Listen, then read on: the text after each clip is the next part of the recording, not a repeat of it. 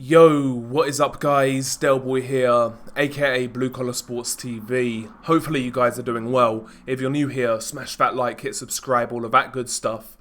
So Junto Nakatani knocks out Vincent Astrolabio in one round to retain his WBC Bantamweight title. Listen, going into this fight, we expected Nakatani to win. Really, the question was, in my opinion, how dominating was he going to be? And you can't get any more dominating than a first round knockout. I mean, the introductions were longer than the fight itself. Astrolabio, of course, is no great shakes. He is a bit of a basic, straight up and down fighter, as Floyd Mayweather would say. But he did beat the great Guillermo Rigondeaux. But yeah, in reality, I mean, Astrolabio is a fringe level guy at Bantamweight. Having said that, he went to a majority decision with Jason Maloney. He's at an okay level, but he's nothing special. He's fringe world level, I would say. Having said that, against a lot of world level guys, he probably would go a few rounds, but against Junto Nakatani, that wasn't possible. And that's a good look for Nakatani. Nakatani has been a guy I've been speaking about for quite some time. Obviously, Japanese boxing, they have a number of great fighters, by the way, but Japanese boxing is dominated by Naoya Inoue, being arguably the pound-for-pound number one in some people's opinion. He gains most of the headlines, he steals most of the headlines, but Junto Nakatani, in my opinion, may be the second best Japanese fighter around right now. I can't see this guy losing at bantamweight, and quite frankly, I can't see anybody coming up from super flyweight to beat this guy. Junto Nakatani is a tall, rangy southpaw at bantamweight. He's 5'8" with a 68.5-inch reach, fighting out of that southpaw stance. A guy who is very economical in his work, is supremely accurate, delivers the shots with great precision, good power, good torque in his punches, and he places those shots so well. When I watch Nakatani, I watch the guy fight and I feel like everything is on his terms, pretty much.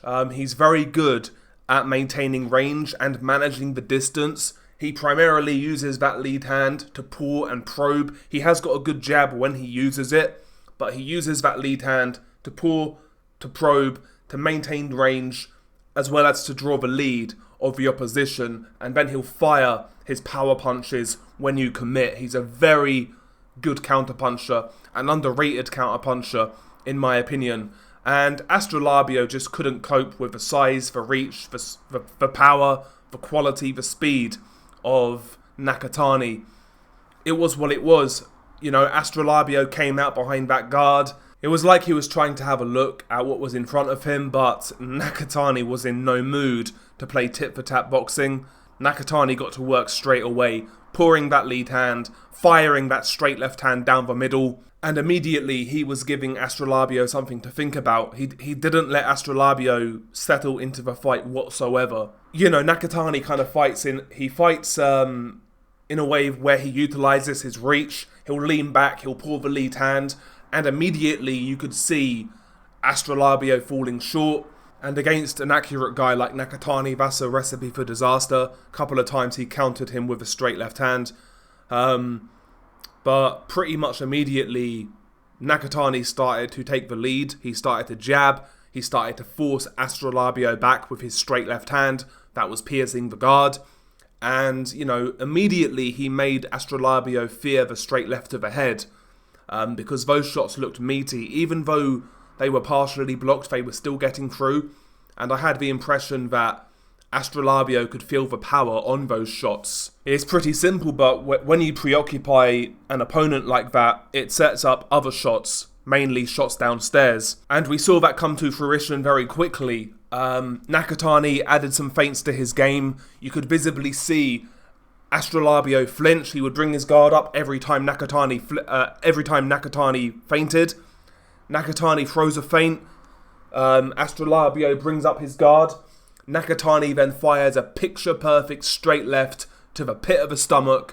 Astrolabio goes down, badly hurt, trying to suck in the air, but he can't. He tries to beat the count, but when he stands up, He gets right back down on his knees, and the referee waves it off. It was a very well set up knockout. As basic as it was, sometimes the basics are most impressive, because when I've sparred, sometimes implementing the basics and making them work is actually the hardest thing to do.